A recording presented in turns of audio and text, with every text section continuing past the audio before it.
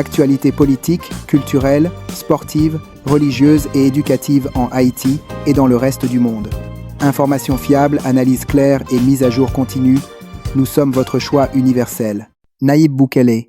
Biographie complète et détaillée du président du Salvador. Nayib Armando Bukele Orte est un homme politique salvadorien né le 24 juillet 1981 à San Salvador. Il est devenu président de la République du Salvador le 1er juin 2019, faisant de lui l'un des plus jeunes chefs d'État au monde à l'époque. Sa présidence marque un tournant historique dans la politique salvadorienne. 1. Origines familiales et jeunesse. Nayib Bukele est issu d'une famille d'origine palestinienne. Son père, Armando Bukele Catán, était un homme d'affaires influent et un imam musulman respecté au Salvador. Cette origine a contribué à façonner son identité culturelle, même si Nayib Bukele s'est par la suite rapproché du christianisme évangélique. Il étudie le droit, mais n'achève pas ses études universitaires, préférant se lancer très jeune dans le monde des affaires. 2. Carrière dans les affaires et la communication. Avant la politique, Bukele est entrepreneur et publicitaire. Il dirige plusieurs entreprises liées au marketing, à la communication et à la publicité. Cette expérience explique en grande partie son style moderne, sa maîtrise des réseaux sociaux et sa capacité à construire une image politique forte et directe. Il comprend très tôt l'importance de la communication numérique dans la politique moderne. 3. Entrée en politique. Des municipalités à la capitale. Maire de Nuevo Cuscatlán, 2012-2015. Bukele entre en politique sous la bannière du FMLN, ancien parti de gauche. Il devient maire de Nuevo Cuscatlán, une petite municipalité où il se fait remarquer pour des programmes sociaux, des projets d'infrastructure, une gestion moderne et visible. Maire de San Salvador, 2015-2018. Il est ensuite élu maire de San Salvador, la capitale. Son passage à la mairie renforce sa notoriété nationale. Cependant, des conflits internes avec le FMLN entraînent son exclusion du parti. 4. Ascension fulgurante vers la présidence. En 2019, Nayib Bukele se présente à l'élection présidentielle avec un nouveau mouvement politique, Nuevas Ideas, soutenu temporairement par un autre parti. Résultat historique. Il gagne l'élection dès le premier tour. Il met fin à 30 ans d'alternance entre les deux grands partis traditionnels, Arena et FMLN. Sa victoire est perçue comme un rejet massif de la classe politique traditionnelle, accusée de corruption et d'inefficacité. 5. La guerre contre les gangs. Mara. C'est l'élément central de sa présidence. Le contexte. Pendant des décennies, le Salvador était l'un des pays les plus violents au monde, dominé par les gangs M-Strize et Barrio 18. Les mesures de Bukele. Instauration d'un état d'exception. Arrestation massive, des dizaines de milliers de suspects. Construction du Sécote, une méga-prison de haute sécurité. Déploiement massif de l'armée et de la police. Résultat annoncé. Chute spectaculaire du taux d'homicide. Quartiers autrefois dangereux redevenus accessibles. Pour beaucoup de Salvadoriens, Bukele est vu comme l'homme qui a rendu le pays sûr. 6. Bitcoin et politique économique. En 2021, Bukele fait du Bitcoin une monnaie légale aux côtés du dollar américain. Objectif annoncé, attirer les investisseurs étrangers, favoriser l'inclusion financière, réduire les coûts des transferts d'argent de la diaspora. Réaction, soutien des milieux technologiques, critique du FMI et des institutions financières internationales. Résultat économique mitigé mais symboliquement fort. Z7. Popularité exceptionnelle.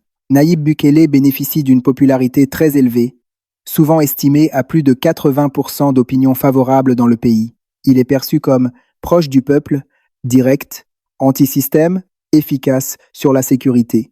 8. Controverses et critiques internationales. Malgré sa popularité, Bukele est fortement critiqué par des ONG de défense des droits humains, l'ONU, des gouvernements étrangers. Principales accusations. Arrestation arbitraire. Atteinte aux libertés civiles. Concentration excessive du pouvoir. Affaiblissement de la séparation des pouvoirs. Ses partisans répondent que ces mesures étaient nécessaires pour sauver le pays. 9. Réélection et avenir politique. Malgré une constitution controversée sur la réélection, Bukele obtient le feu vert de la Cour suprême et se représente, remportant une victoire écrasante. Il devient l'un des présidents les plus puissants et influents de l'histoire du Salvador. 10. Conclusion. Nayib Bukele, un réformateur radical pour ses partisans, un dirigeant autoritaire pour ses détracteurs. Quoi qu'on pense de lui, il a transformé profondément le Salvador et redéfini la politique en Amérique centrale. Portrait complet de la première dame du Salvador. Gabriela Rodríguez de Bukele est l'épouse du président Nayib Bukele et la première dame du Salvador depuis 2019. Contrairement à de nombreuses figures politiques, elle adopte un style discret, institutionnel et axé sur le travail social, loin des projecteurs et des polémiques. 1. Origines et formation. Nom complet, Gabriela Rodríguez de Bukele. Nationalité, salvadorienne. Formation, psychologie et éducation.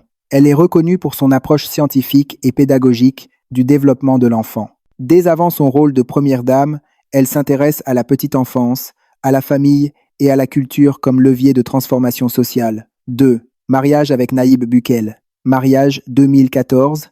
Leur relation est souvent décrite comme stable et complémentaire. Nayib Bukele.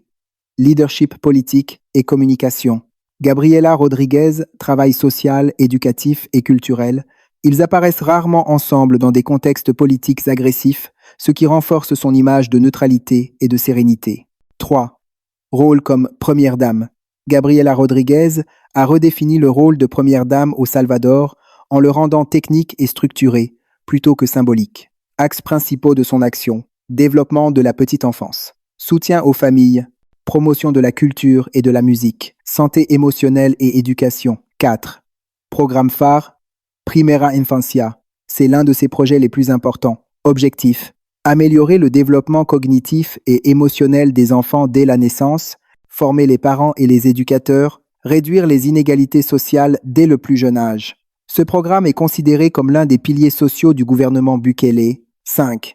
Image publique et personnalité. Gabriela Rodríguez est perçue comme discrète, calme, élégante, très professionnelle. Elle évite les confrontations politiques, parle rarement de sécurité ou de pouvoir, se concentre sur des sujets humains et éducatifs. Cela contraste fortement avec le style direct et combatif de son mari. A6.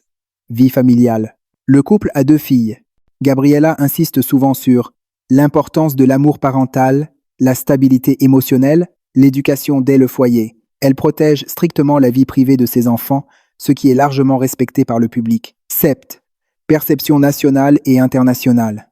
Très respectée au Salvador. Peu critiquée, même par les opposants au président, vue comme une figure apaisante dans un contexte politique tendu. Beaucoup estiment qu'elle joue un rôle clé dans l'équilibre personnel et humain de Nayib Bukele. 8.